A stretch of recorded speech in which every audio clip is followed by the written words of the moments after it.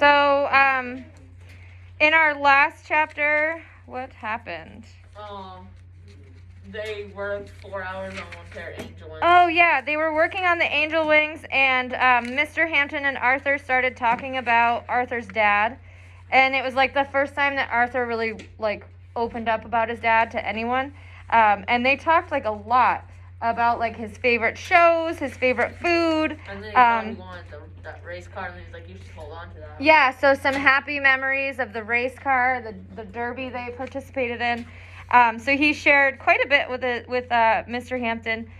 All right, so we're on 195 now. This is chapter 40.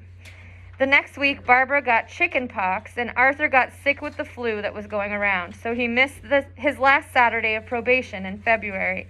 Squeak volunteered to do his hours instead, but Arthur knew Officer Billy would never agree to that, so he didn't even bother to ask. In March, the weather was mostly gray and damp. Arthur got used to slogging around 7th Street in the rain. When it was too miserable outside, he would help Mr. Hampton with gluing foil and making wings. One Saturday, Mr. Hampton sent him to the library to research pictures of crowns for the display. "What kinds of crowns?" he asked Mr. Hampton before he left. "Heavenly ones. What else?" the old man said impatiently.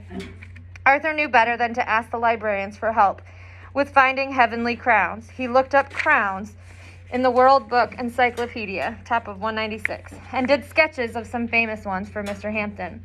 Fortunately, the month of April finally brought some sunshine and color back into the world. At first, it was just a few patches here and there, and then the color spread out to cover everything else. Squeak came to help on a couple of the Saturdays in April. One afternoon, they cut stars out of cardboard for Mr. Hampton to use as decoration on some of his pieces. "You're a lot better at making things now," Squeak noticed as Arthur was working Arthur noticed as Arthur was working an 8-pointed star with little balls of foil on each point. I feel like that's a typo right there. Working on, I think. You could sue them for that. That was weird. Arthur showed him, sue an author, yeah.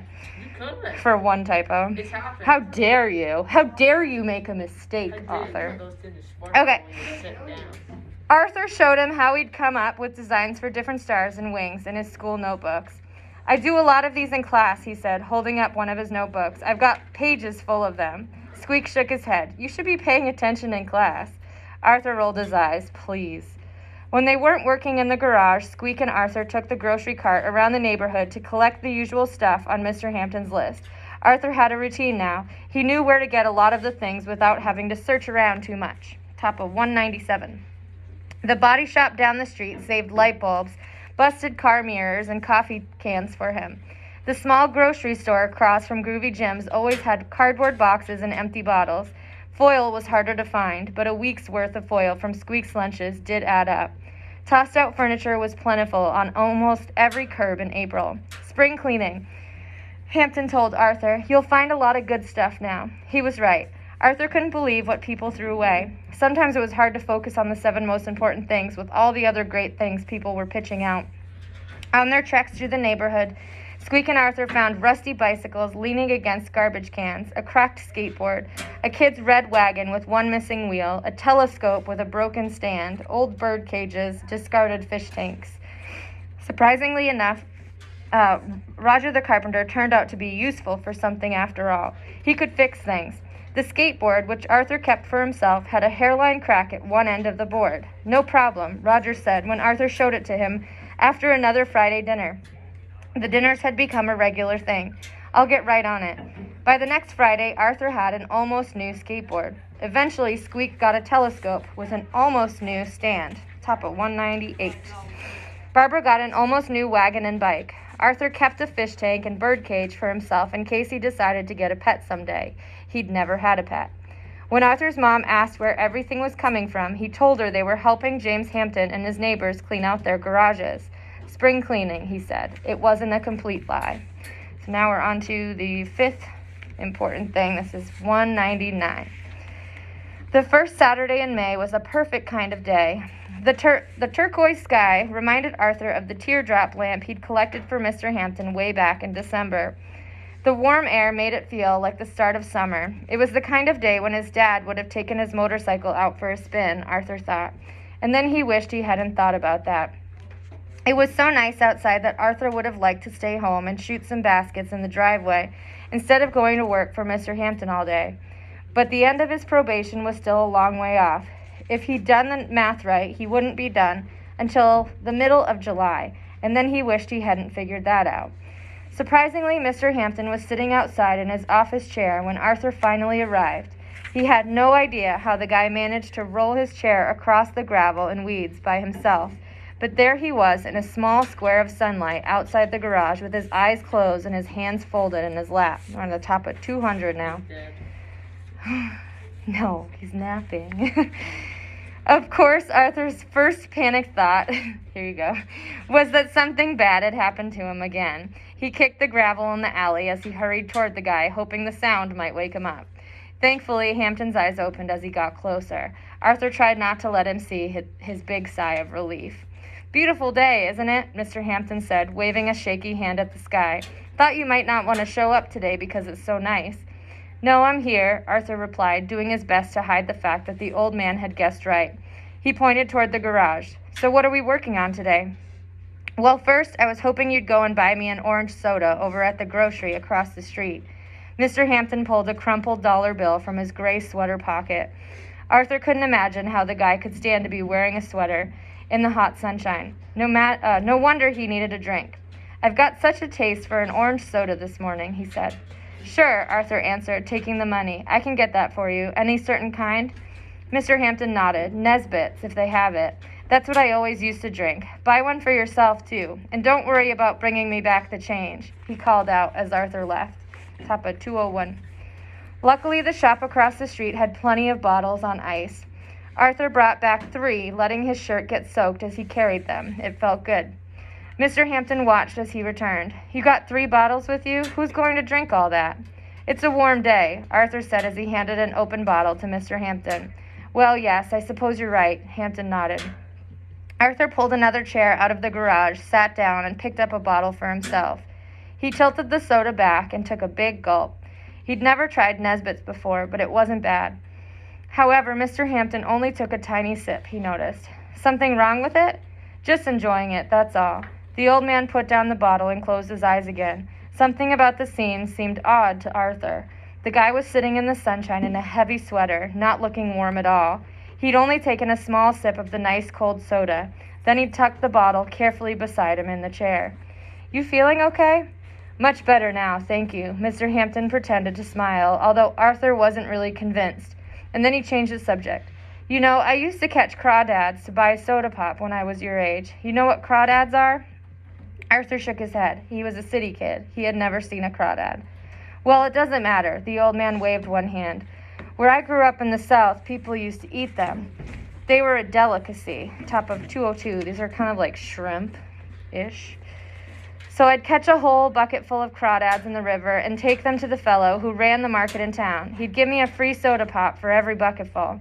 Then he'd sell those crawdads for 3 times what I got, but it wasn't a big deal," he chuckled. "Not for the time, not for a kid." Arthur kept looking at the old guy hunched in the office chair in front of him, trying to imagine what he might have been like as a kid. It was almost impossible. He wondered what Mr. Hampton's family had been like. Did he have any brothers and sisters? What sort of place had he grown up in? "You polished off that bottle pretty quick, young man," Hampton said, interrupting Arthur's thoughts. He pointed to the almost empty Nesbitt bottle Arthur was holding. "Yeah, I guess," Arthur agreed, wishing he hadn't finished it so fast, since he didn't think it would be polite to burp in front of Mr. Hampton. "What you should do now is go and stick your empty bottle on the tree over there." The old man nodded in the direction of a straggly shrub next to the garage. "What?" Arthur turned to squint at it over his shoulder. "That's what we used to do when I was a kid," Mr. Hampton continued. "Every spring my mother used to have each of us, my sister and my brothers and me, stick a soda bottle on a tree we had in our backyard. I don't know if it was a Southern thing or a family tradition or what. My mother always said it was a way to empty out the things we weren't proud of from the year before. Bad grades or lying or being prideful or whatever it was. You put the bottle on an end of a branch in the springtime," she used to say, "and everything you'd been bottling up inside you would pour out onto the ground and disappear forever." So they're drinking soda. He tells them, "You should go put your empty bottle on the end of a branch." How did Like, you get free sodas for $1? because it's 1963, remember? or 1964 now. That's like, So everything was like a loaf of bread was like 10 cents back then. Yeah. like Or like a $4 now. gallon of milk. Right. A gallon of milk now is like what, like three something? Probably a quarter back then. So yeah, prices were way different. Really good question though. So I'm guessing like the 3 sodas were like 20 cents each or something like that. Huh? How much money did you have to make to be considered rich? Like an hour. Probably not that much now. Yeah, probably like a couple $1,000 would be pretty good now. Yeah, money was way different back then. That's so weird. Yeah. Imagine if things were that cheap. I know, right? But now it's like, there's inflation, so now it's all like But like inflated. jobs, you didn't get paid. Right. So like all the money was low. Right. So your It would still be, salary. Like working like now, like since Yeah, it'd be everything's like going up, now. you get paid more. Right, exactly. So everything kind of goes together, like prices and people's salaries grows together. Back I then, wish I could be a housewife. that I would thought be you the would life. Be a stripper. Oh my God. That's for 20. Can you keep in mind I am filming? Thank you. Thank you. All right, we're on the top of 23. Sorry, remote kids at home, for that inappropriate comment. That was Leah. So he's putting the bottles on the ends of the branches, and his family says that's their way of like letting out the bad things that they've done for the past year. Mr. Hampton looked sideways at Arthur. So what would you choose as the thing you're least proud of, St. Arthur? Throwing the brick at you, Arthur answered, without even pausing to think. He felt guilty he hadn't apologized yet. He'd started to say something a couple of times when they'd been working in the garage together, but then he'd chicken out. I told you that you saved the project, Mr. Hampton said. I still feel bad. Well, then go and put your soda bottle on the tree. That way all the guilt you're still carrying around inside you will flow out and be gone for good. Arthur said he'd probably cause a flood. I wouldn't worry about that, Arthur replied with a wry smile. Well, go on. He waved one arm. And here. He dumped the rest of his soda on the ground beside his chair. Take mine. Lord knows I've done some things I'm not proud of this past year. Although it seemed silly, Arthur took the bottles over to the shrub and stuck them on the ends of 2 half-dead branches. They looked ridiculous, 2 empty Nesbit bottles wobbling on the ends of a straggly bush. But he had to admit it kind of helped. He pictured all the anger, frustration, sadness, guilt, and everything else he couldn't deal with pouring out and hissing as it hit the ground, the way rain does on hot pavement. So how long do you keep the bottles on the tree? He asked Hampton when he got back to his chair. He laughed, till they run out. Well, that was never going to happen, Arthur decided. He pointed at the third, unopened soda, and asked Hampton, You want the last one? No, I've had plenty. You can have it, young man. Mr. Hampton tugged his sweater tighter around his shoulders as if he was getting chilled. The square of sunlight had moved away from their spot. And after you're done with it, you can leave it on the tree for the throne of the third heaven, he added. Arthur looked at Mr. Hampton in surprise. Why? The old man sighed and squinted upward. For all the regrets I have about it. See, I wasted too much time in life before doing what I was meant to do. That's the mistake I made. I didn't start soon enough. He pointed a shaky finger at Arthur. Take it from me. Don't wait for a better time. I waited too long, and now the people aren't going to get to see everything I wanted them to see. Arthur had no idea what Mr. Hampton was talking about.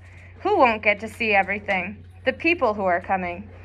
Arthur looked around the empty alleyway. What people? You'll see, Mr. Hampton insisted mysteriously, closing his eyes again. All right, I'm going to stop in that weird spot.